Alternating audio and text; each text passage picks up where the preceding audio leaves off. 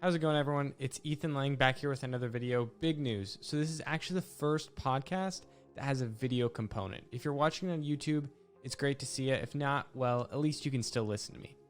In today's episode, I bring on a special guest, Craig Curelop, to talk about reaching financial freedom at a young age. Craig reached financial freedom by age 26 by using a unique strategy called house hacking. If you don't know what house hacking is, well, you're in for a treat. And if you've heard of house hacking before, still give this episode a listen because Craig dropped some tips that weren't even released in his book that he wrote about house hacking. That's enough said. Let's talk to Craig. Craig, I've long awaited to have you on the podcast. How's it going, man? Good, man. Ethan, it's good to finally be here. I'm excited to have a conversation with you here over the next, however long. Yeah, so everyone listening, this is like our third time meeting. We've had some technical difficulties and getting everything set up. So now we finally have it set up and we're ready to get started. So, Craig, Bigger Pockets has played a huge role in my development and getting into real estate, personal finance, investing, all of these things. And actually from that, two of my favorite books, one of them isn't yours, but one of them is. The first one is Set for Life by Scott Trench. It's a great book. And the second book, which I think is really actionable, is The House Hacking Strategy by you.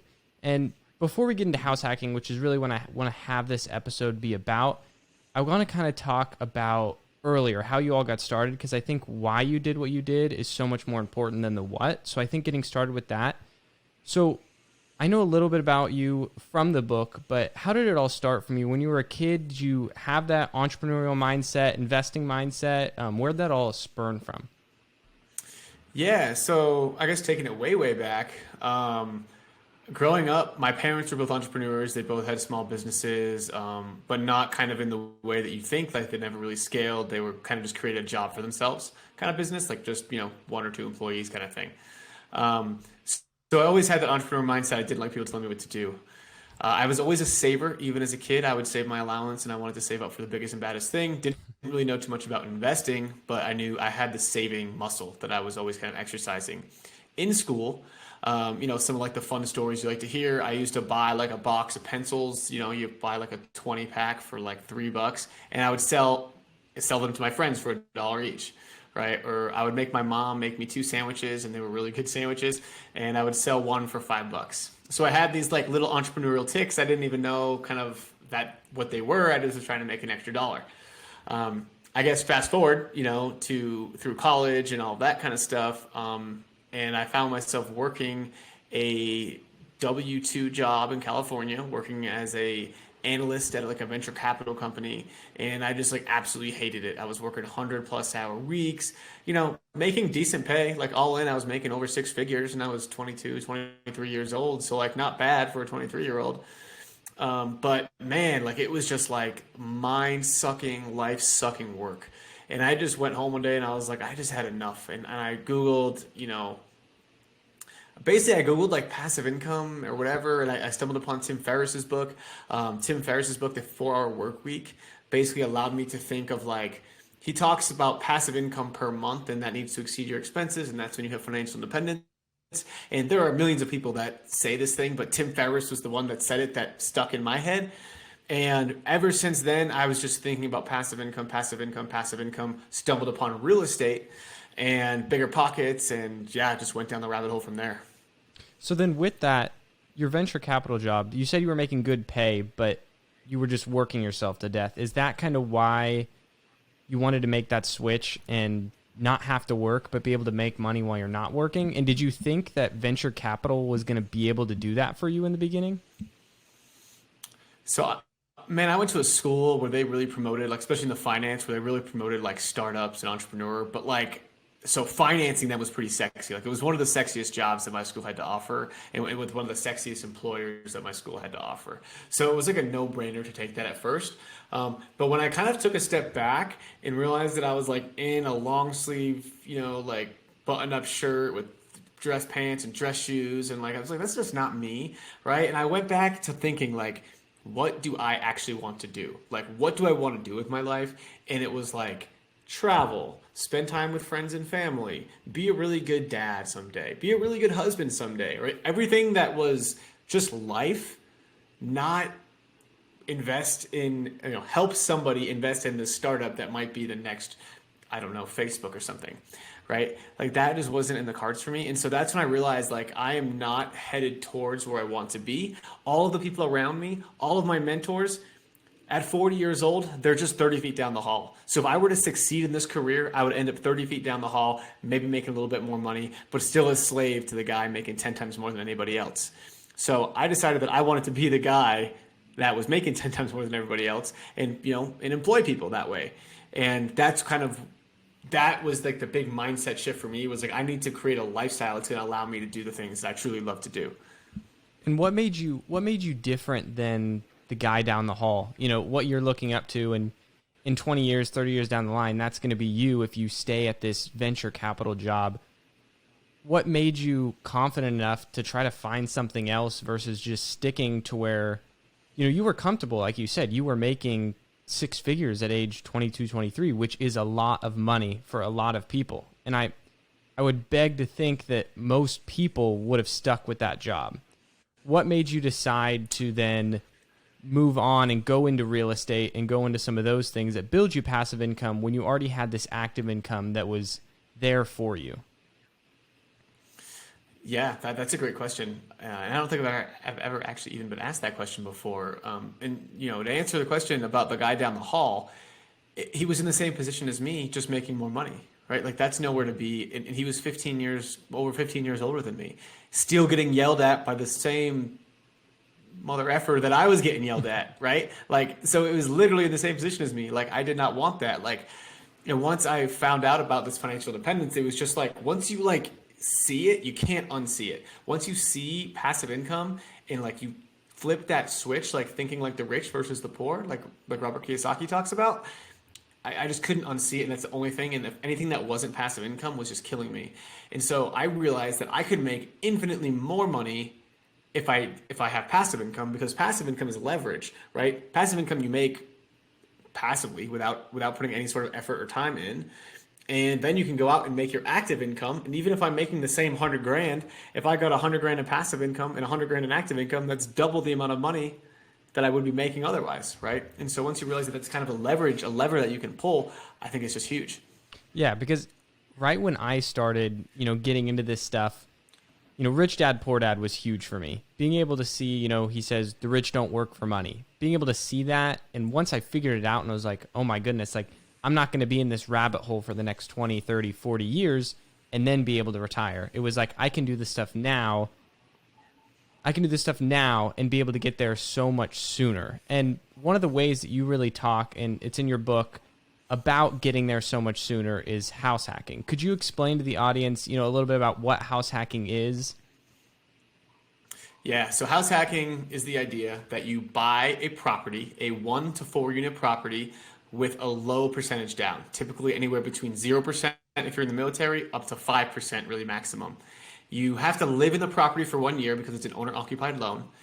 And while you're living there, you rent out the other bedrooms, you rent out the other units if it's a 2, 3, or 4 unit, or maybe you Airbnb the basement or other parts of the house that you're not using. And the income that you generate from those tenants or those guests covers your mortgage, and you're able to live for free, which is eliminating, I would bet almost anything, that your largest expense is housing. That would eliminate your largest expense, which allows you to save so much quicker and build wealth so much faster.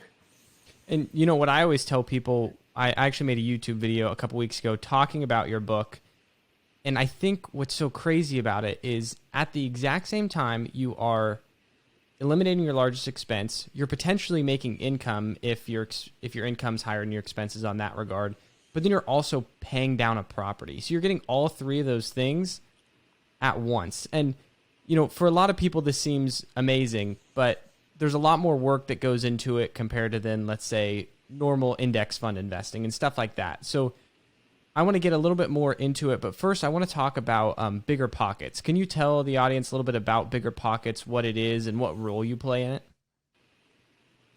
Yeah, so BiggerPockets is a tremendous resource for all real estate investors. If you haven't heard of it, you need to get on it. Basically, it's a all-encompassing platform for real estate investors. You can network with other investors. They have millions and millions of hours of content on all forms of real estate investing: buy and hold, house hacking, fix and flip, rental property. Well, you name it, they've got tons of content on it. One of the best podcasts, if not the best real estate podcast. So just like an amazing site for real estate investors, really a one-stop shop. I used to work there. I worked there for 3 years and had an amazing time. I was the finance person there for a while, and then kind of started producing a little bit of the webinars. But I ended up getting too busy with my real estate agent gig, and I had to quit BiggerPockets, or I like to say I graduated from BiggerPockets because there was no ill intent there, and I still got a great relationship with everyone there, and started becoming a real estate agent full time. So one thing I want to go into with BiggerPockets is when you started this house hacking was right around the time that you joined BiggerPockets. And I think having mentors, having an inner circle, having something like that is huge. What did BiggerPockets, the people at BiggerPockets, how did they play a role in your ability to begin investing and begin house hacking much more easily versus someone who's starting out that maybe doesn't have the education and doesn't know who to talk to? Yeah, that's a great question. And so I would say most of the employees at BiggerPockets do not invest in real estate. They are, at the end of the day, BiggerPockets is a tech company, so they've got great engineers, they've got great finance people, they've got great product people, all that, right? So a lot of them don't invest. Now, a handful do invest. And I did have some advantage because I was able to talk with Scott Trench, the CEO of BiggerPockets. I was able to talk with Mindy Jensen, who's the co-host of the Money Podcast, with Scott. I was able to ping Brandon whenever, right? Like there was an advantage, but not as big as you might think, right? Like they have jobs, they have lives. I'm not paying them for their mentorship. I didn't want to bother them. And so, I was definitely, it was an advantage, but not as big as one you might think. Like if you're just like on BiggerPockets, that's a good enough advantage. So then what did you do to educate yourself? And along with that question, how do people not get into this analysis paralysis to where they keep educating themselves, keep looking for deals, and they just are so reluctant to buying because they're nervous? Because, for example, like index funds, it's super easy to be able to just say, hey, I'm going to put $300 a month into the market. But with buying a house hack or buying real estate in general, it's a lot bigger of a decision, and it can make a huge payoff. But if you do it wrong, like, you could lose a lot of money. So how can you get that middle ground of educating yourself enough, but not doing it too far to where you don't ever take a deal? Yeah, so you really should always be educating yourself, right? Like just always be listening to the podcast, always be reading the books, all of that. And you should just get a pretty good feeling, like you'll know when you're ready. And I would say 3 to 6 months of consistent knowledge will allow you to do this totally on your own, right? If you are in an area where there are investor-friendly realtors, then like you don't even need that, and you can kind of have them guide you through it. You're putting your trust in someone else, so you need to like make sure you vet them properly and all that. But like we've had people that literally they knew nothing about real estate investing, nothing about house hacking. I had a conversation with them. They were under contract in like 3 days and closed within a month. Didn't listen to a podcast, didn't read. They read the books after they went under contract. Right. And so you don't need to know that much money. You don't need to know that much. It's really as simple as you buy a house with a low percent down and you rent out the rooms. Right. All of the knowledge and all of the learning will help you mitigate any risk. But the idea that you're going to fail is so minuscule because look, you have a rental payment anyway. Right. So the worst thing that happens is you got a mortgage payment and maybe you're living in a house slightly above your means. But if you can just get one room filled, I bet you're probably doing pretty good. If you can get 2, 3, or 4 rooms filled, you're doing even better. And it's really just that simple of a process. There are like a lot of people, a lot dumber than you guys listening to this, who have purchased houses and who have rented rooms. I promise you that. Yeah, and I think when I was listening to it, the first thing that popped in my head was, oh, house hacking is different than real estate investing because the alternative, the opportunity cost, whatever, is your rent or mortgage payment. So you're going to have that anyways. With a traditional real estate deal, you're not living in the property and you're not saving any money. It's all for income in a sense. But with house hacking, I don't want to you don't want to compare yourself to others, but the other people that aren't house hacking, they're still in a rent payment. So even if your deal doesn't grow great, like you said, you have maybe one other tenant or maybe two, you're still bringing in income and are probably making more than what the traditional person would or what you would if you wouldn't be house hacking, instead would be renting or buying a mortgage. So let's kind of get into some examples. I don't know, how many properties do you currently own, and would you like to give us any like concrete examples of how you look through the deal and things like that? Yeah, so I have 11, 12 properties and two pieces of land right now. I suspect this is house hacking oriented, so we can go into the house hack. Um, I mean, I can talk about the first one. That Yeah, one's let's always do a that. fun one. But that one is that one's pretty commonly known. I can talk about the third one, which isn't in the book because I got that after I wrote the book. Yeah, let's give the guests a little sneak peek that they won't get in the book. Yeah, a little new juice. All right, so so we'll talk about my third one. So this property was a 6-bed, 3-bath, and it had a kitchen in the downstairs. The kitchen looked like absolute trash in the downstairs. The upstairs was pretty turnkey. I like the turnkey properties. Um, I really wanted a 6-bed, 3-bath because I wanted to have a 3-bed, 2-bath upstairs and a 3-bed, 1-bath downstairs. The area was perfect, right next to a couple highways that can get you, up to Boulder in about 20 minutes, down to Denver in 5 to 10 minutes. So really great location. And I purchased it for $380,000. This was back in 2019.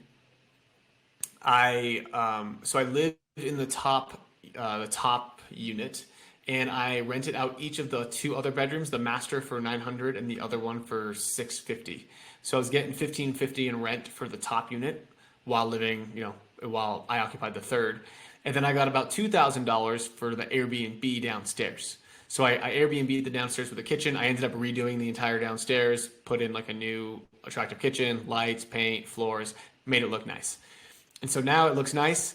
I was getting $2,000 a month for the Airbnb, $1,550 for the upstairs. So $3,550 was my total income from that property. Plus I was living for free. And my mortgage payment was $2,100. So I was making $1,450 on that property, plus I was living for free. And you can see how powerful that can be, right? And so, a total savings of close to $2,000 a month because I wasn't paying rent. And I'm able just to save that plus what I had for my other two properties to just continue to buy and buy and buy, every year. And you just, methodically buy every single year. And, after that third one was when I officially hit financial independence. So a lot of people are probably a little confused at how you can buy more than one house hack, because they're probably thinking, I can only live in one house. How can I buy multiple house hacks? Can you explain to them kind of how you do that and how you can buy multiple house hacks over a period of time? Sure, yeah. So you only have to live in it for 1 year. So basically, I bought my first house hack in June of 2017. I bought my second one in June of 2018, and I bought my third in August of 2019. So pretty much exactly a year each time. You buy the next one, and it works. I mean, that's how you build it. And so I've been doing this now for 4 years, and I'm going on my 5th house hack. And then the old house hacks, then you just move out and then add another tenant. So you don't have that rent payment on that house anymore, but you are bringing in more income than you were before, and then you buy the next house hack. Keep doing it over time, and solely house hacking was able to bring you financial independence. Is that right? That's right. Yep. Each of my properties at that point was cash flowing me on average about $1,000. So it was $3,000 a month I had in passive income, which, I couldn't live lavishly on it, but me being a single person in my, mid 20s at the time could definitely live off that and could definitely take some risks with $3,000 of passive income coming in every month. For sure. And then that money's passive income. And on top of that, you might have your active income, and that passive income can be used to buy more properties, do more house hacks, buy land, other things like that you've been doing. I know a lot of people are probably also thinking that they don't have enough money to do this, because you think about buying a property and that property could be 100,000, 200,000, 300,000. And right away people think, oh, I'm going to have to put 20% down. Like if that's a $200,000 house, I'm going to have to pay $40,000. And I don't have $40,000. What do you say to people that think that? And what are the creative strategies that you've implemented to be able to afford houses without putting as much down? Yeah, so that's why you have to live there for a year, right? There's the owner occupied loans, and because they're owner occupied, because you're going to live there, the lenders think you're less risky, and because you're less risky, they're okay with doing a 3% down or a 5% down or 3.5% down, and so you don't need to pay 20%, right? That same $200,000 house will just cost you 6 grand, right? There's even like 1% down payment assistance programs, so maybe you can get it for even as low as 2 grand, right? And so really it is just an amazing strategy for that reason. You're just putting in so little amount of money and you're getting out so much more. So then what recommendations would you have for people just getting started? They start with the education. What are the next steps? And I know you talk about it a little bit in the book, and I think anyone listening to this podcast, if you're really serious about this, you should probably go read the book more in depth. But what's kind of the process that we have to go through from first deciding like, hey, I'm going to do house hacking, to buying your first property, to finding renters, and doing every step of the process? Honestly, man, like the first step is just finding a realtor, finding someone else that can help, like A, keep you accountable, and B, that knows the market. And it's okay if you're 6 to 12 months out, right? You can still just have that conversation, and the realtors have probably dealt with people just like you. And so if you're 6 to 12 months out, they can coach you and say, hey, this is what you need to do in the next 6 to 12 months. So you are absolutely 100% as ready as possible when it's time to go and pull the trigger, right? And I mean, you can obviously find investor-friendly realtors all over. If you need an introduction, I have a massive network of investor-friendly realtors. You can go on Bigger Pockets and find people that way, whatever it is. Okay, so at this point in the episode, I want to actually bring up one of my friends. So one of my friends actually bought a house hack, and I want to go through his house hack and see if you might have any recommendations for him. So the book, The House Hacking Strategy, I actually got as a gift from this friend, and then later that year, he actually bought his first house hack. The property is a 6-bedroom single-family home, but it's split into 2 different units, the upstairs and the downstairs. He has 2 3-bedroom units with their own kitchen, 1 bathroom. So it's essentially a top-down duplex. The top unit needed some renovations, and the basement needed a lot of renovations. So he has a lot of money in the property. He's planning on doing a cash-out refinance once the renovations are done. What recommendations would you have for him so he can be successful in the future? Let's see. That sounds like a lot like my property, which is kind of funny. I mean, the recommendations, I personally think that when you're house hacking, you hear on Bigger Pockets and you hear on all these real estate podcasts that like you need to put a whole bunch of money and fix up a property. I would say I would argue very much against that when you're house hacking, because for every dollar that you're putting into that rehab is a dollar taking away from your down payment on your next house hack. For every dollar you're putting in on that property, right? It's you're not getting rent because you're probably doing a renovation. You don't want people living in a construction zone. You're paying the mortgage instead of somebody else. And so, yeah, like you're getting a little bit of equity, but that equity is locked up, right? It's locked up in the house. You can't get it. And if you do a cash out refi, that's great. Maybe he can get some cash out, but that 1 year timer is going to start over for him unless he can somehow get 20%, in which case he's going to leave 17% in the deal, right? Actually, no, he's going to leave 20% in the deal. So he's probably not going to come out with that much money anyway. So, I personally think like, hey, whatever floats your boat. If you want to, you want to get those pictures on Instagram or whatever, you want to start making a brand, I think it's great. But if you just want to like get a house hack, make it simple, easy, and I think the most beneficial for you, just get something that's pretty turnkey. I mean, you're going to have to make some updates most likely, but a full rehab to increase value, I don't think should be in your investment thesis in a house hack. Gotcha. So then what are the types of strategies that you can implement in house hacking? Because we've been talking a lot about, the traditional house hack, have a duplex, live in one unit, rent out the other. What are some, I know you talk a lot about it in the book. What are some of those other strategies for someone that, let's say, doesn't want to have a tenant that lives in the room next to them, or wants maybe a house hack that, they've already built wealth, but then they want to spend less, and they want to save money by house hacking? What's the alternate types of forms of house hacking that they could implement? Yeah, so we'll call that kind of the one that you're kind of alluding to called luxury house hacking, right? And so we have this spectrum of comfortability on one side and profitability on the other side. And I would say like, as you go towards comfort, you lose profit and vice versa. And so on that spectrum, luxury would be like the most comfortable. And that's, maybe you've got a house with an additional dwelling unit in the backyard and you Airbnb out that additional dwelling unit. Or maybe, like your friend's got the additional unit in the basement, he Airbnbs that, so they're never really crossing paths. So that might be of interest if if you've got a family, if you've got a kids, if you really like your own space, but you still want to save some money. But it's not going to be anywhere near as possible or anywhere near as profitable as if you were to like rent that out and also rent out the bedrooms in your in your unit, right? Or if you're do like the camper van strategy where you live in a van and you rent out your entire place. And so you just got to kind of juggle where are you on that spectrum, and doesn't matter where you are. Like, I think as long as you just act and do something, it's better than just sitting around doing nothing. For sure, because even a comfortable, luxury house hacking, you're still saving money, and it's up Oh to yeah. you. Like at some point when you have enough money, it's everything's not just to maximize the dollar, but to bring you happiness. And if you want that comfort, that's huge to be able to have that versus someone who's just starting out and can live with roommates and have an Airbnb in part of their unit and things like that. Before I let you go, what's one piece of advice that you would give to our audience that's non-financially related?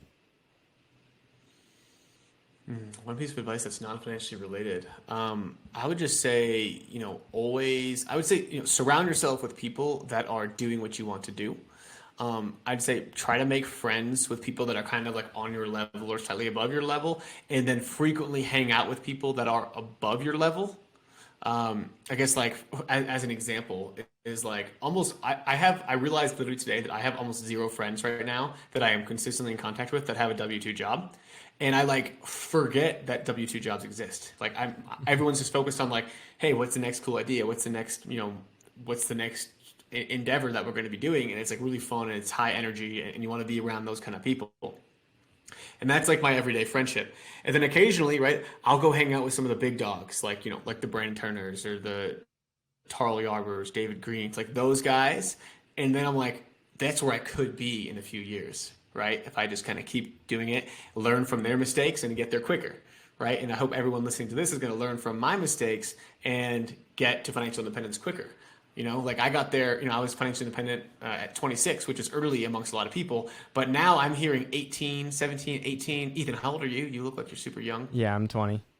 You're 20, Yep. right? Like, dude, you find this at 20, you're going to be financially independent by the time you're like 23 or 24. Like, that's incredible. And so I look at it in the way that, like, the earlier we can get people to financial independence means that we're doing our job correctly. So how can people start to nurture those connections and network and find people that are slightly above them or quite a ways above them and be able to learn from them? So, meetup.com, Bigger Pockets, Instagram, start following people, start reaching out, just start creating relationships. I highly recommend providing value to them in some way. And don't just ask them, hey, will you be my mentor? Or, hey, can I pick your brain for a few minutes? Or, hey, I would love to help you out. Please let me know how I can help in any way. Like, you don't want to make whoever you're asking probably has a lot going on and does not want an assignment from you. It's more like, hey, I noticed this about your social media. I've done a pretty good job at running some Instagrams. Like, would you mind if I maybe ran your Instagram for a few weeks? No charge. Just want to see if I could do it. And okay, that like the least amount of thinking you can have the other person do, the better. And then by providing that value, that person remembers you, and then in the future when you might need help or just being around them will make you know more, get there sooner, like you mentioned. So where can our listeners find you? So you can find me on Instagram. I'm at the Fi Guy. If you are looking for a house hack, you can always go to our website, thefiteam.com. We can help anybody house hack anywhere around the country, whether it's doing it ourselves or finding you a good agent in your area. We've got our own podcast too, the Fi Team podcast. So that's probably the best places there. Awesome. Well, Craig, thank you so much for coming on the podcast today. I think that when people know and learn about this house hacking strategy, it's probably one of the quickest ways to build financial independence. Because like we said before, you're eliminating your largest expense, you're paying down a property, and you're increasing your income all at the same time, which is, there's no other investment that I know of that can do that. So I think people knowing this and just knowing even the surface level stuff and being able to dig deeper and then learn more through your book, through other podcasts, and even just getting in contact, like you said, with a broker will be huge. So thank you so much for coming on the podcast. Have a great day. Thanks, man. Thanks for having me. If you are listening to my voice right now, I want to say thank you for listening/watching this podcast all the way through. Your support means the world to me. Another way you can support this podcast is by downloading episodes, leaving a review on Apple Podcasts, and liking, commenting, and subscribing on YouTube. If you have any questions for me or have any ideas on a future guest, as always, DM me on Instagram at RealEthanLang. Thanks again for watching this episode. I'll see you guys all next week. Peace out.